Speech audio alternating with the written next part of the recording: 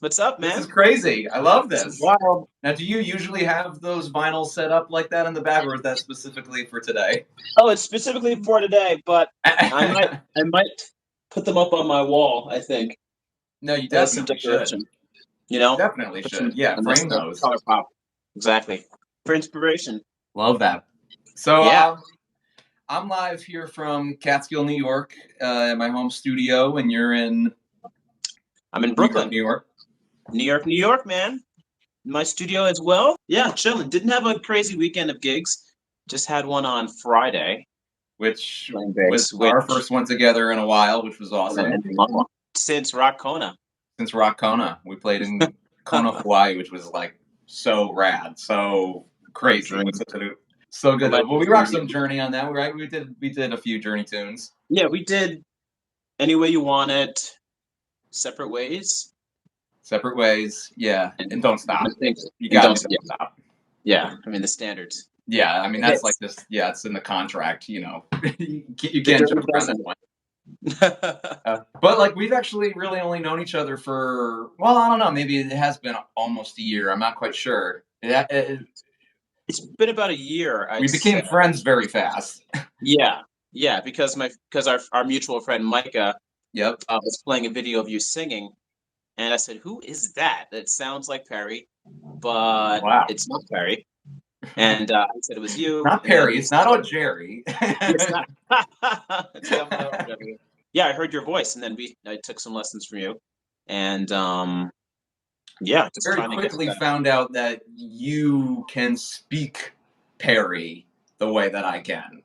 Oh yeah, yeah. I don't know anybody else that can go off the way that I can, like obsessively chat about Steve and his vocal technique. I mean, we can just go on and on for hours, which is pretty much why that's what led to this whole thing in the first place. Like, maybe we should just do some sort of, seminar, if you will, to chat about him. I feel like I've been like the only one in my life who could like honestly talk about Perry ad nauseum until we clear the room typically. Yeah, we kind of do. I'm not gonna lie, but like, maybe there are other people, hoping to find other people in the YouTube community that obsess over these types of things and are also in tune with these kinds and figured as fellow vocalists, we have some insight to share to other singers or people that are interested in becoming singers, to learn more about how Perry's voice functions in the first place, but also, have a real dedication to the name, right? But I think that's why you and I gravitate to Steve, is that we are both lovers of rock music. And I believe that we're both lovers of quality, good singing. And we're fans of quality music. Quality singing, you said? Yeah, of good like singing and good vocal technique, especially in a genre like rock, where some people can just tend to throw their voices away, or who have amazing instruments and get by from sheer strength or sheer luck. Where Perry sounds like he has like a deep understanding of his instrument, and that he takes care of it live, and he takes care of it in the studio. And what draws me to Steve is that not only does he sing high, he sings high beautifully, and that's very consistently. Yeah, consistently. Not only is he singing a high C sharp, but there's finesse behind it, and it's supported, and it's not sounding like it's going to break anytime soon. You're also, in a way, saying like Perry has far more technique than maybe even a majority of I'd say so. rock front. Like, it's pretty well known that he is one of the best, if not the all-time best. Right. He is held to like such a standard that it's been impossible for anybody to for everybody to fully accept any kind of replacement. It's like there have been lots of replacements throughout the years for different bands, classic rock bands. But I feel like Journey specifically, and I think that every replacement they've ever had has been fantastic. But so do I. Universally, it is very hard for people to erase from their brain, you Right. know, Steve Perry, because of his impact, the Yeah. impact that he had on the band, and so much of that has to do with the finesse and Yes. dynamics that he brought. Right. Because a lot of people in the 80s sang high anyway. You have Whitesnake, you have the Police, you Mhm. have, you know, Everybody, to everyone, Toto, everybody, yeah. Queen. I think Steve Perry stands out as a cut above the rest Mhm. because, like I said, he has such a beauty to his voice that a lot of other rock singers I don't think had as much as he did. There's a good amount of people, rock frontman, that had very different lifestyles than Steve too. I feel like Steve, what it comes down to is Steve is known to be more disciplined, at least in a certain era, Uh-huh. Yeah. which we can get to maybe a little bit later. Yeah. But Yeah. Yeah. I read all the time that some of the other greats, just naming off the top of my head, Robert Plant or Paul Mhm. McCartney. These are those two specifically, being phenomenal rock vocalists that have that great longevity. Yeah. McCartney particularly, are known to not warm up, known to Right. not I see. uh, really even check in on their voice before they go on stage. That's just Uh-huh. their uh, that's just part of who they are. That's part of Right. Their they don't ethos. worry about that kind of thing. It's like, oh, it'll be there, man. I'm gonna Yeah. go out Yeah. there, and just, you know, Yeah. Yeah. and they sing just as high and just as dangerously as Steve. Right. Yes. Yes, that's true. Let's talk a little bit, maybe to start off, just how you first discovered Steve. I would say that I first discovered Steve. Well, like growing up, I listened to not by choice. We had a lot of soft rock radio on my commute back home, Mm, and so constantly it'd be like Rod Stewart or Elton John, but mm, a lot of times it'd be Journey, Any Way You Want It, Open mm, Arms, driving yeah, back home at 8 o'clock at night, and Faithfully comes on. yep. So I've always been drawn to high tenor voices, Mm, and a lot of those Journey songs, were obviously, in the background of my childhood. But I'd say around 2006, 2007, for some reason, I don't even know why, maybe because I was singing tenor in high school and in mm, college, um, I kind of just got into listening to a lot of rock music, but I stumbled across this Journey DVD. I believe it was Journey Live in Vegas, yeah, no, 2001. that makes me laugh just because you would assume that you'd say live in Houston, but I, but live in Vegas, like just a completely different era. Not I, Perry. I, I know, Yeah. and that's the thing. I knew, I knew Faithfully. I knew Don't Stop Believing because my band would play that. I knew like the hits. So when I first got that DVD, I didn't understand who Jerry was. I didn't really understand the backstory, but I did know that this was a different voice. And Uh, then I got Live in Houston, that DVD, mm, and I would watch that daily, daily, yeah, to the same. point where, I was able to sing along and like do the concert as I'm watching From the start to DVD. finish. Yep. Yeah, from start to finish. We share that in common as well. I Yeah, mean, yeah, like doing absolutely. tours around the house Mm, and singing that whole DVD. mm, And that's when I saw not only the technique but the stamina that Perry had uh, singing live, yeah. and just being blown away that someone could sing in the stratosphere for that long, and that's just one night of a tour. Right, That's right. you They had know a show the night before, and probably the night Mhm. after. It's just Right, another show on that tour. and not for nothing.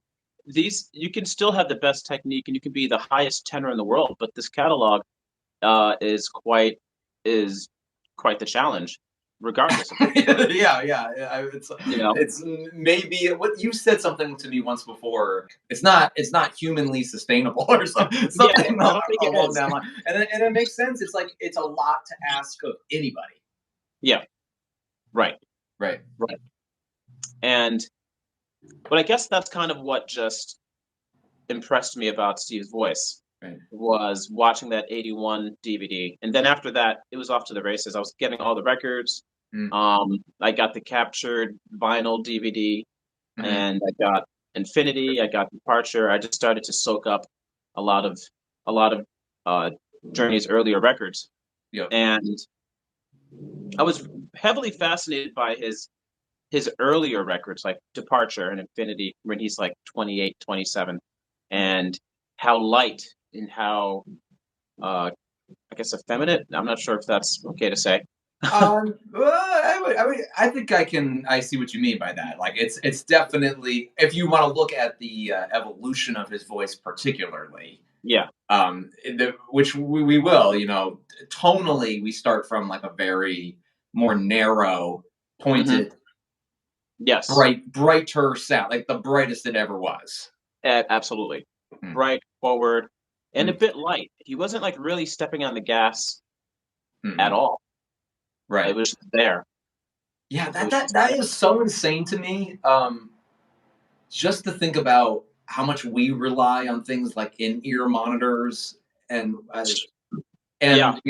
some Steve who has to be so careful to Hmm. not push too hard and to actually sing at a nearly conversational volume.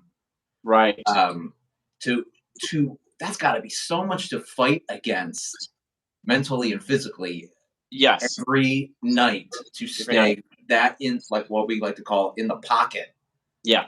and not get too excited and not and you still be so pointed. I mean, at the gig that we had the other night, my in ears fell out at one Dude, point. I saw that, and it was insanely loud on stage. I couldn't believe how loud it was, and it was like an outer body experience because I've gotten Yeah. so used to using them that I felt like I was singing, but like nothing was coming out. Yet I was Right. hearing like very, very far out in the distance, like Yes. the sound of my voice, and it was kind of like I And then think that I'm hitting notes. You know what I uh, mean? Because I don't think I even absolutely. had my voice in the front monitors. And then yeah. And in those instances, you're going off of feeling. Like my one of my voice teachers always said that you don't want to listen to yourself too much because once you start to listen too much, you go internal. You should really sing from feeling and remember how it feels in your body, in your Muscle throat. And memory. exactly. But sometimes it's not enough. You need to hear something because you might be feeling too much, or you start to push too hard on a loud stage. And Yeah. I remember reading something a few years ago where it was a quote from Perry, him basically saying that they try to keep the volume down as much as possible on stage, while the Not rest the of case nowadays, apparently. it's not the case It just now. probably gets louder and louder. It's louder. Yeah. Yeah, but the lighter on stage it is, the better. And I don't know how they did that. I I Yeah. can't, How did they do that? I especially in 1981. Right. I mean, Exactly. But I mean, I come think on. Like even like if say like that we're trying to like time travel a little bit, like pretend that we are Perry in right, 1981, and like you're at a gig and like the sound is not great, right. and you've got this tremendous catalog to perform, and you're not hearing yourself. I mean, like even thinking about muscle memory, like, okay, I'm just going to rely on muscle memory, like, Right. and what it's supposed to feel like. There's still such a high chance that the quality and the tonal and the Mhm. pitch of your It's voice gonna, is not going to be exactly what you thought it was. Like, oh, you know what I mean? You're listening to the right. tape Yeah. back later and be like, oh, I was actually like quite sharp I or was a little whatever. flat. There's And quite that's like a lot of detail that's like sloppy. You know what I mean? yes, yes. The, Never the the case with tone, Perry. no, because the tone might be a little off, or you might be a little flat. Because sometimes I'll sing and I'm thinking, oh, that should be a C, or that's a B. That's what it feels like. And then you go back to like somebody's recorded video of you singing, and you're Right. like a few cents flat. You're right. And in your mind and in your head, it sounds like you're on the note. But in a loud room, when there's reverb and there's either a lot of people or not a lot of people, in your head, the sound is very different than what you hear out there. It's insane too that going back a little bit to about the attitudes of other rock singers, Yeah. that sort of like, just kind of go out there and just do whatever happens happens kind of thing. I mean, I don't know. Like, you can learn from that a little bit. Like, I know I certainly could ease my mind.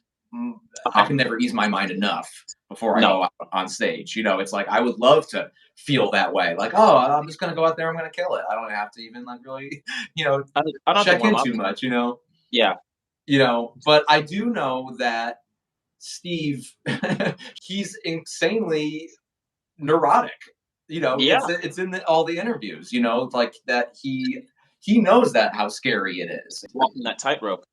Yeah, exactly. Of being- And I think that is because he comes from a more technical standpoint. He is Yes. approaching things from an internal thing. He knows that it's like you either have it or you don't kind of situation. Right. Because he's still singing in the extremes of his voice. Regardless if he's immensely talented and can do it, it's still an extreme portion of your voice. The vocal Yes. cords are so thin, and if you're not, let's say you had a gig the night before and you didn't drink enough water or you didn't get enough sleep, your Yeah. cords are still a bit swollen from the night before. It's like Sure. doing biceps every single day. Right. Uh, it's Sleep is so crucial too. Like, I mean, I can't. I don't know how do these guys fall asleep after these shows? I don't know because you're I popped can up on never fall energy. asleep after a show, no matter what I do. It's like I'm Yeah, just like hyped up, I cannot need to shut the come down. brain off, thinking already about the show the next day. You know what I mean? It's Yeah, like you yeah, just yeah. you're already warming up for the next show. Like Yeah, in your bed. dude. I've been Yes. there, dude. Oh, I know, man. I wake up and I'm warming up. I wake Yeah. up. I'm doing, "Ooh, ooh, ooh, oh, oh." I bet you though that it was Steve's situation. Yes. I bet that is Arnell's situation. Yeah. You know, Yes.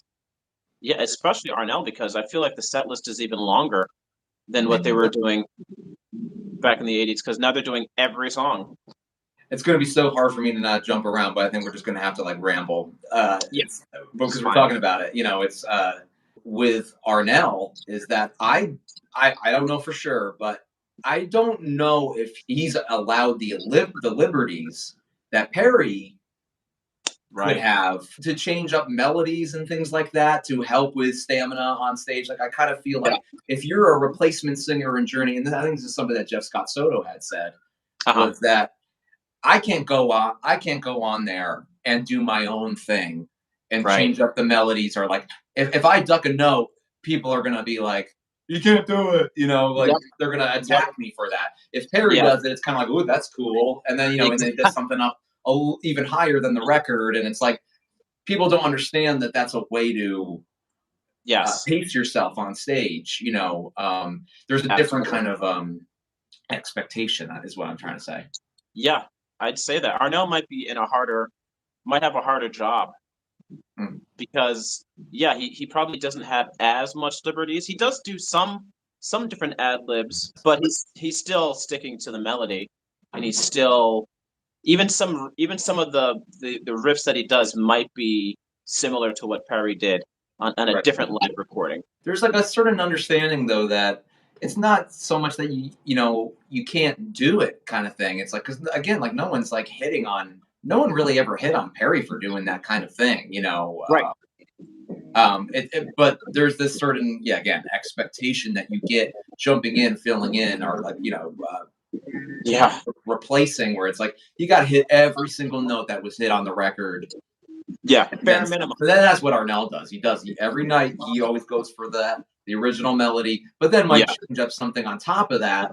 But I've never heard him duck ever. No. No. No. No. No. I think because he was trying to hold on to the legacy sound they were calling it. I think that was a phrase that Yeah. he would use quite a bit. The legacy sound, which I believe is just Like singing it like canon, like yeah, as closest to the original note for note. Yep. note for note. Yep. And there was a time where they did lower the keys, which I still think is quite wise for longevity For anybody. Yeah. for anyone. Yeah. Um, Owner Oh of man, I Perry. could go into that though too. But let's keep focusing on Steve. Yeah, yeah, yeah, yeah. So can I. Well, let's talk about a little bit about Steve's influences because and you know where he comes from and what makes Steve Perry's voice like you know even at the foundation. You know, I always find it very Mm, interesting that when I really enjoy an artist such as like Steve Perry, it's like it's always interesting to hear like, oh, who did they listen to? Who did they grow up listening right. to? And then checking out that artist, and then you Hmm. hear all the influences. You know, you Yeah. and then you become a fan of that artist and that catalog, and you know. But it's always interesting to hear where people stem from. I mean, we've been influenced so much by Perry. You know, Perry is our Sam Cooke, is which is what I'm trying Yes. to say. It's like Sam Cooke is clearly Absolutely. a staple inspiration on Big Perry. time. Oh, it's massively. A lot of Steve Perry's "Whoa, whoa," like How that's many songs? How many songs does he almost do that all of them. exact riff? Yeah, Missing you. Missing Uh, You probably does it in Lights. I want to say he he, does it. Well, he does it. He does it even on songs like "Strung Out." Like it's on in like upbeat songs. He finds ways to. He just but loves that that riff. You know. yes, and that's quintessentially Sam Cooke. And "You Make Me Weep." I mean that is the opening line to a Sam Cooke song. Perry shapes his vowels very Um, similarly to Cook as yeah. well. Like it will turn an ooh midway into an Uh. Ooh, ooh, Yes. Uh huh. yeah. Right. Yeah, with that new song that he just released, the maybe Uh, this year, no. Yes. Yes. Yes. maybe this year, Yeah. yeah.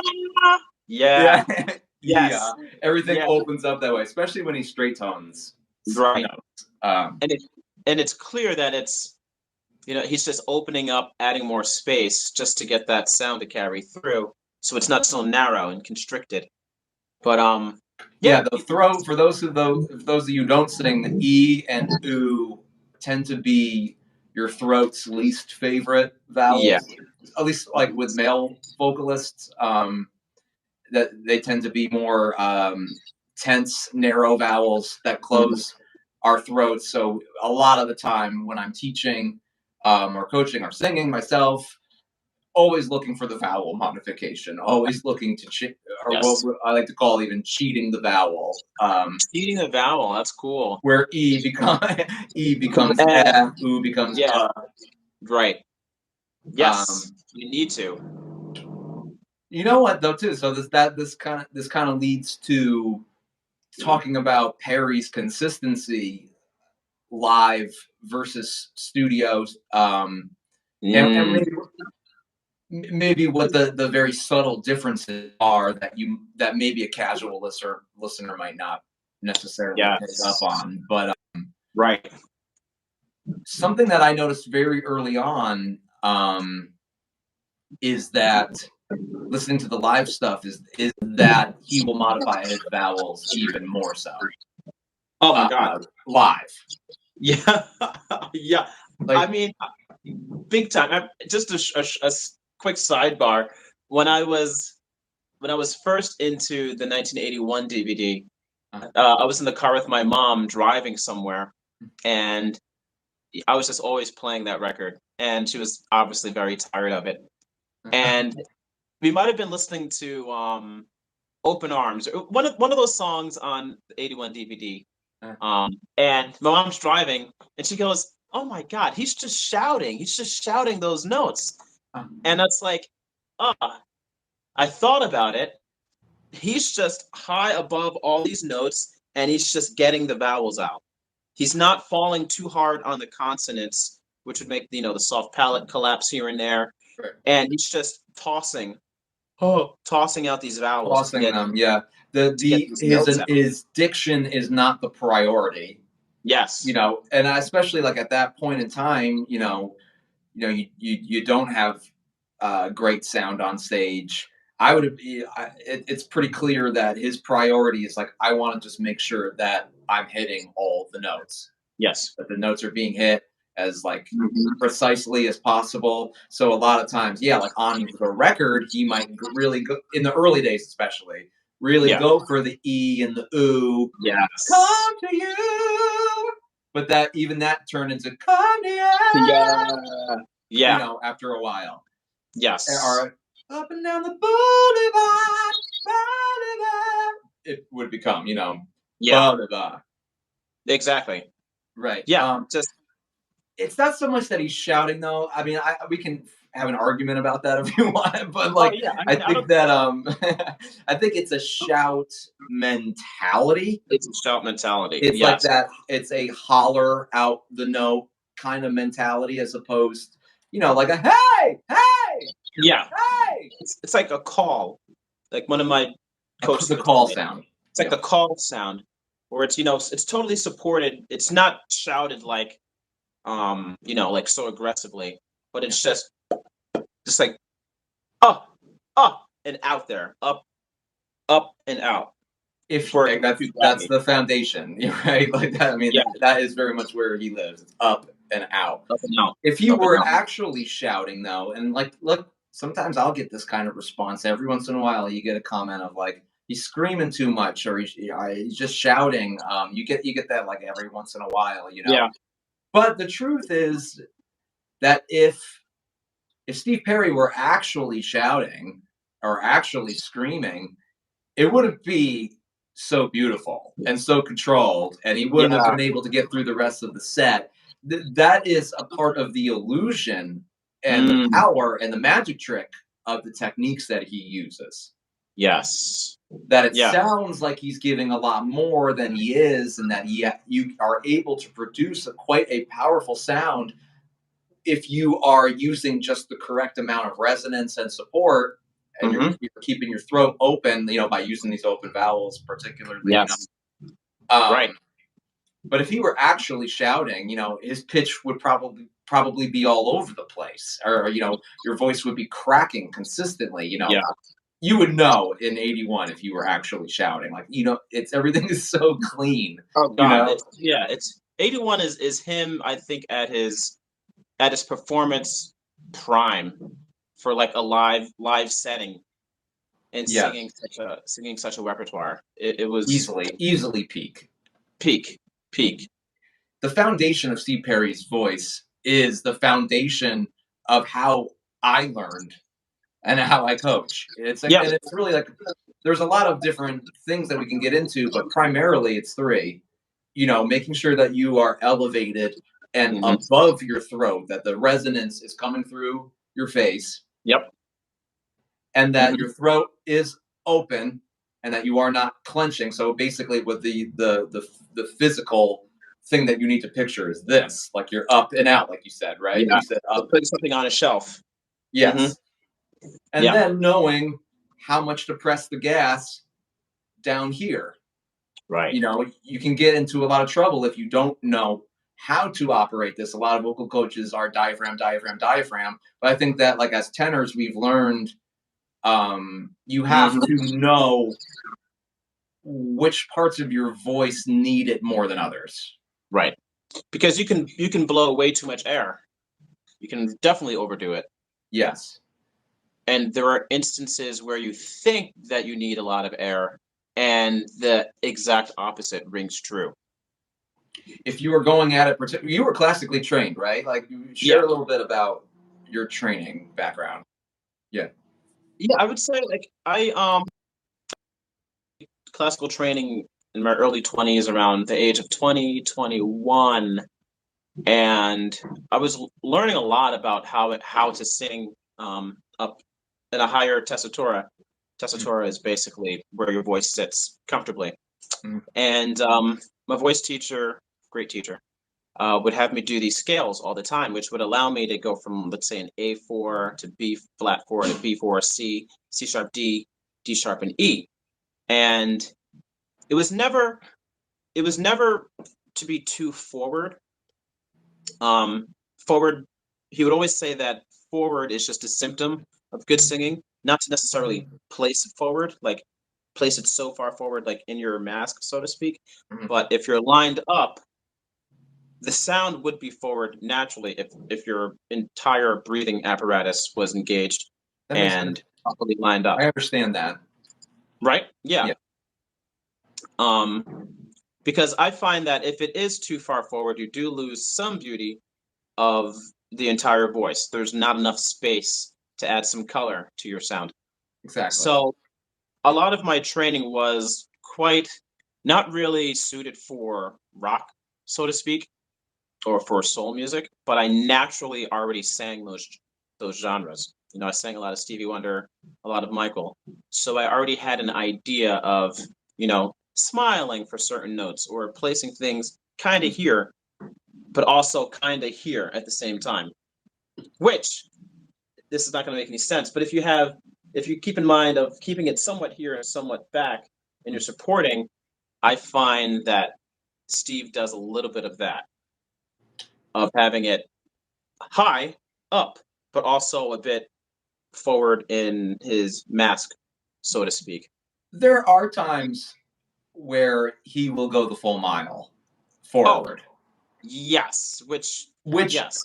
you know what, like, props to him, because when he does decide to do that, when he would decide to do that, I Hmm. feel like that's such a ballsy sound. Like, most people would not even like attempt to have that kind of twang, you Uh-huh. know, Hmm. so to call it, Um, but I think that he always did used his resonance and knew when to back off and whatnot, like, very effectively. He was very smart about using it Very as a smart. character inflection. Yes. It's almost like an extra resonator because I feel what it's doing. It's taking a lot of pressure off of the throat. That's the Once you why we bring do it, it. That's why we do it, yeah, by the way. Yeah. absolutely. Like once you bring it obscenely forward, there are gigs where I'm just singing, like back to back, song after song, and it doesn't matter. It could be a song that's high, or it could be a song from the '90s where it's like right in the middle of Mhm. my range. And sometimes those seem to feel a bit more challenging because it feels like it has no place to go. Like I naturally have a higher voice, so when I'm Yes. singing a song that has me singing consistent middle C's, Mm. it's extremely fatiguing because it sits right here. And if I allow it to go further back, it gets dull and heavier. And if I try to bring it forward, it still feels a bit constricted, Mhm. a bit tight. So singing singing like, let's say a Stevie Wonder song, then singing a Bon Jovi tune, and then singing a Motown tune where the lead singer was baritone, it gets very confusing vocally during a gig because you're singing so many different styles. Mm. So there are times where, let's say I sing a mid-tempo baritonal quality song, I'm waiting for a Journey tune or something that's a bit higher, you Right. know, that can allow me to like sing high and light and place it right here a little bit so it's not so draining on the throat. And there are times where I'm so fatigued, I'm just saying, screw it. Let's just go as far as forward as possible. How obscene can you make this sound to see what type of weight it's going to take off the chord? And it works. It's It good works. for experimentation, especially. It's always good to go a little too forward, just to know where the nooks and crannies are. Right. What you can adjust however you want. Somebody who would go back and forth a ton would be Freddie Mercury, going back and forth, back and forth, back and forth. That can be kind of Right. fatiguing. That's also kind of confusing for your voice Yes. too. Not hitting on it. Obviously, one of the other greatest singers of all time, Yeah. but Man, we're breaking idol. down techniques. Um, Now, that also might be a reason, because when you're elevated like that and you're singing, uh, you know, primarily G4 above, Uh that huh. that might be why a lot of singers in that time frame did sing that high, because you there was a place to put it, and Yeah. it takes pressure off of the throat. I mean, even if I'm singing a baritone song, I have to sing something a little bit lower. Uh huh. There's like a 75% chance that I'm going to change the melody every once in a while to just lift up just a little bit, just so Yes. that I can keep this going and take some pressure off. It's not, I'm saying this right here on the record, it's never to show off most of the time. Most of the time, it's never to show off. It's honestly to just take some pressure off my throat. Exactly. That I'm telling you, I get that all the time. It's like, oh, you're a show off. And it's like, no, it's not that. It's just that it feels much better. I mean, luckily, we do. We, you know, on our best days, we have the ability to go up even higher. So maybe from somebody's perspective, it's like, oh, you're a freaking show off. But like, people that sing this high will understand. Why we do what we do sometimes, and Perry is no exception. He might duck a certain note live, but then he'll go up and do something even higher than the record and another note. It has a lot to do with just making sure that his larynx is staying calm, that he's not all the way up. Not all the way up here. The whole time. You might just bring something down just for a moment, or even speak a line here and there. Right. And then show that you still got it. And then you're there and you're present, I understand the mentality of that, The fact that he is placed, the catalog is placed that high, and that he's able to find the pocket for it is also why people like Arnell and Steve, I pointed out Arnell because both he and Steve are very physical on stage.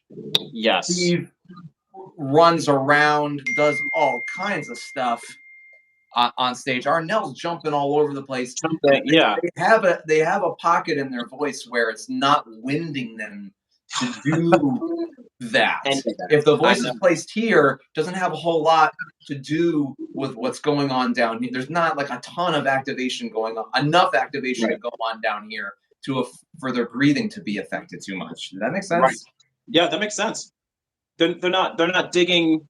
They're not like feeling bogged down or weighted down breath wise to like breathe just to get out a super high note. It's just here. It's just high and just there. If that makes sense. It's I've never heard Steve sound out of breath ever. Yeah. On that Live in Houston video where he's running around and stuff, it's like you'd almost think that he recorded that in the studio. Like I know. And then he's like lip syncing that. You know what I mean? It's like and he's singing it live, and he's making high C sound like G sharps, which is insane. You know what I mean? Like he has effort-wise. You mean it's just effortless? It's effortless.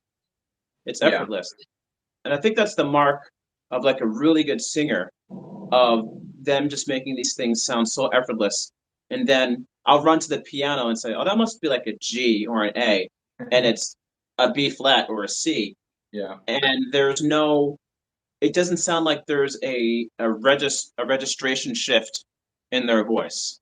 Right. It's just one solid sound from top to bottom. So much of what makes that sound effortless, I believe, is volume control. Having the voice honed in that much so that you aren't, like something that I always used to just bark out everything as a teenager. Everything was like pushed down from, but that's how I was taught, sing to the back of the house. You're not relying on any amplification, so you're not talking about any of that. It was barely even talking about mixed voice at all. Everything was just go for it at 100% kind of thing. So that when the time was coming where I was learning how to use my mixed voice and discover more of a head registration, it was very hard to balance out the chest when the chest voice needs to chill the F out, and then to start mixing and to know, and volume wise, it took a while to even that out, where it was the whole point of mixed voice is to have the illusion that you are belting. Yes. That's the singer's magic trick. Right. But if you're punching things out too hard in your chest voice and then you start to mix, you're going to notice, the listener will even notice that they're thinning out. Their voice is starting to thin out there because you're going to hear a volume shift. And what Steve is so excellent at is maintaining volume and maintaining the tonal quality throughout his entire range, you know, and so much of the past decade for me has been focusing in on that exact quality of having an even tone throughout your entire register. And it's hard. I mean, it's not easy when your job is to sing different genres, right? Like I'm sure you and I have very similar we sing similar repertoires all the time. You know, where on certain genres or certain songs, it's easy to keep it sounding like one effortless voice because, you know, maybe the lyric content has a lot more open vowels, so you can like sing it a bit more open and expressively. Or if it's a song with a ton of words, it's hard to like really, you know, really find the placement and just relax in that and go for it. Exactly. You know, and speaking towards like going for it when you're younger and the whole park and bark idea of singing to the back of the room. I had the exact same training. You know, you go to school like for choir and whatnot. You keep all these rounded tones and everything is so oh, you know, a lot of over enunciation, which can also be a problem singing certain songs. The idea of just like you said, it being so physical and singing towards the back of the room and not having microphone technique and whatnot, and we'll murder you right away. Yeah, knowing when and how to mix, you know. Right? And I think that's an interesting thing about Steve is that when I'm listening to him, of course I'm listening to him to enjoy the way he sounds in his music, but I'm also listening to him technically just to hear what vowels he's changing on and around which note he's doing that vowel modification. When he's okay, yeah. You know, like where in a song is he adding twang?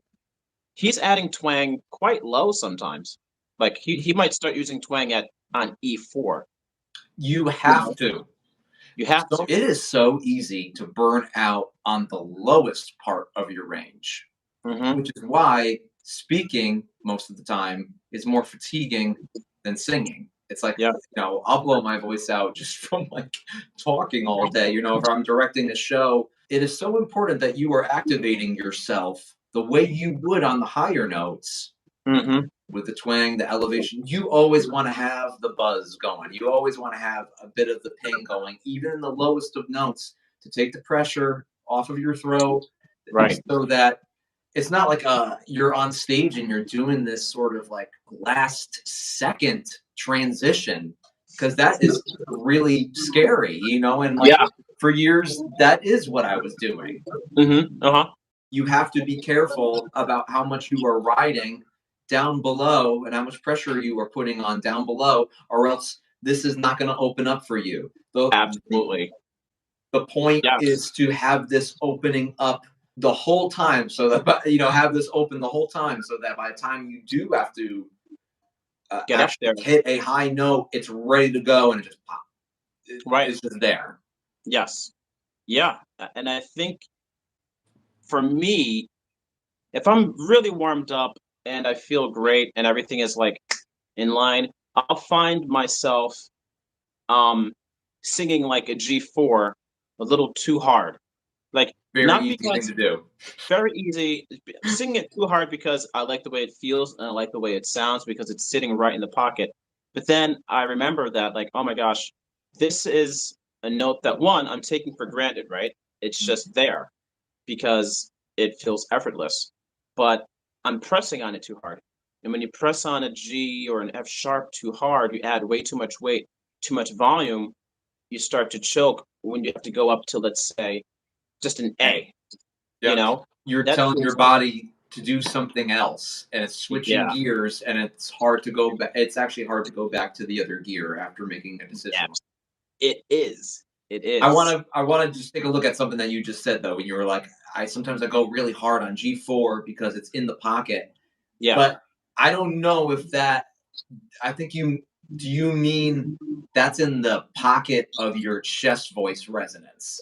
It feels really good in the middle Absolutely. section of your voice to go hard on something like that. I'm saying this because we have Yeah. very, very similar voices, and I know Yeah. what that feels like to Yeah. go on a G4 and make that sound like the top of your range and give Absolutely. that hell, and it's like a big musical theater Yeah. sound. Yeah. That's exactly it. It's It's not just necessarily the pocket of your voice, but it's something that you can, if you want to pump the gas all the way, you can get like such a it's good on feeling, G. good sounding note, but you're not going to get up to Yeah. a before that way, you know. No way. You're just adding all this breath support on a note that doesn't need it as much, if that makes Again, you I don't have to use be the so you know careful of what I mean? how much you're pumping the gas down here, you know. Yeah.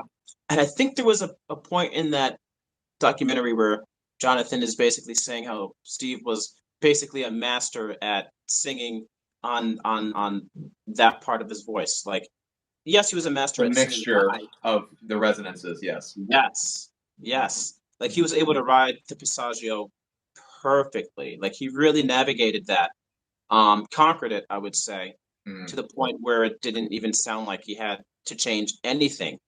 But yes. listening to Steve, he's rarely punching on those F sharps and Gs. It's wide open, um, and Yep.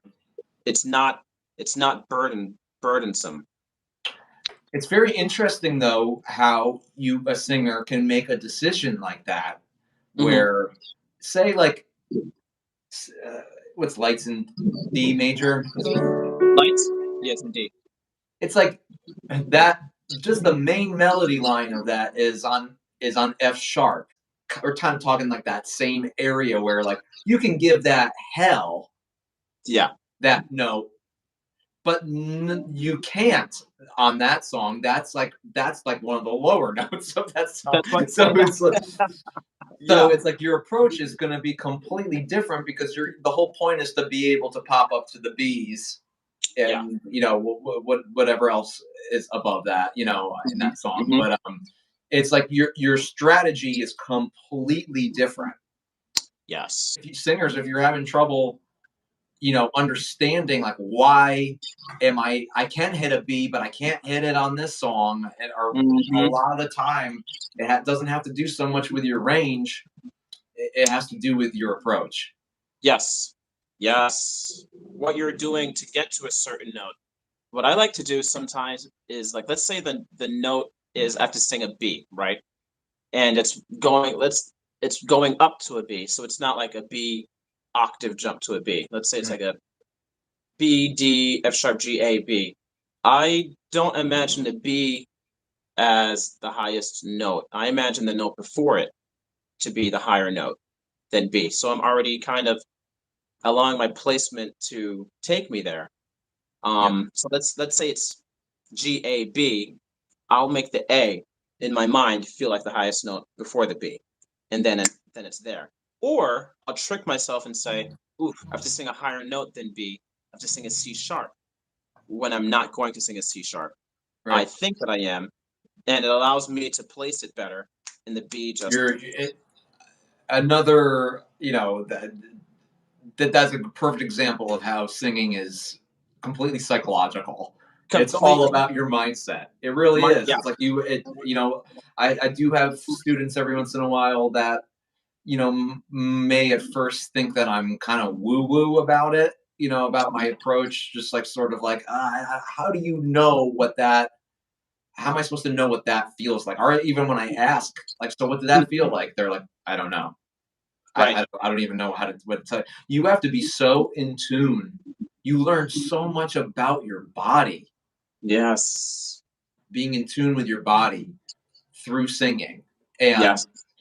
if if you don't know what something feels like, you have to train yourself to understand Right. and to be also able to talk about it and to Right. and because so like you said at the very beginning, it's like you're riding off a muscle memory a lot of the time. That's Yes. that's how that's how training works. You know, Work. you're focusing on it at first. You study at first, but you know, eventually it's like we're talking about it now, but we like don't always think about these things when we're doing them. We just know how to do them. You Yeah. know, Split second decisions, really. you know. At the Um, same time, though, on another note, though, like sometimes people think that I can just like you can hand me a song and I'm just going to be able to just do it. I strategize everything. It has to be in my body. There are times where, let's say, a friend wants me to record like a demo, or they wrote something and they want me to come in. Oh, here's some lyrics, Eugene. Just sing something, whatever comes to your head, and Right. then yeah, I'll do it, but I'm never fully satisfied because it's not in my body. It's not one with me yet. So any Especially note, if it's somebody else's song. Yeah, yeah, you know what I mean? yeah, and it's they might like it, but I'm not a fan of it because I can't give it the treatment that I want to give it vocally because it's just not in my cells, Right. really. Every song really does deserve its own dissection and its own strategy. Yes. Like, cause like it's singing is strategic. Anytime I have to do particularly a YouTube video and I have to, you know, and it's journey particularly, it's like that is so vulnerable. Yes. People probably don't know how much I rehearse for those videos. How that usually like I rehearse those songs for about 2 weeks, Hmm. phrase by phrase. I'll even do practice recordings and stuff like Brilliant. that, and Yes, prep to man. get the phrasing just right, you know, and or come I up with can. new phrasing. It's like I don't just sit down and like I'm gonna knock it out today. Like it's just like Yeah. that. There really hasn't been any song that I've ever released Yeah. on YouTube that has actually been like that. Maybe like one of the AC/DC ones I did, because I perform that all the time. But with like Journey, I just know that there's so much craft that goes into Yeah. it for it to live out there and then get commented on. You know what I mean? Yeah, man. You know, Yeah. Don't Yeah. Stop Believing or something like that. Like we sing that all the time at gigs, and Yeah. any way you want it, it's like I could bang that out and just do that. But like you give me Happy to Give or something. Happy to give. Yeah. I heard that like that took like a few weeks Wow. for him to be happy with it and to get it just right. See, that's good. That's cool to know that even he would take, these painstaking efforts to get these monumental recordings done. I mean, I think he made a tall order for himself. He has these superpowers and he wants to show them. Hmm. You know, he wants to have them at full display, and he does have like the most incredible stamina and technique to back it up. Right. So he can do it, but from a mental standpoint, to wake up every day and to have to be like, I gotta be that guy today Right. again, you know, like that. Yeah. I You got to know, be then good. say you hand it to somebody else, like now, oh, now you're the lead singer of Journey, and you got to sing what Steve did. It's like that's kind of like, Yeah. okay, you Yeah. know, You got to sing the songs that Steve sang when he was 31, or 28, right? and you have to do it with similar dexterity Yeah, and similar phrasing when yep. his voice is one in a million.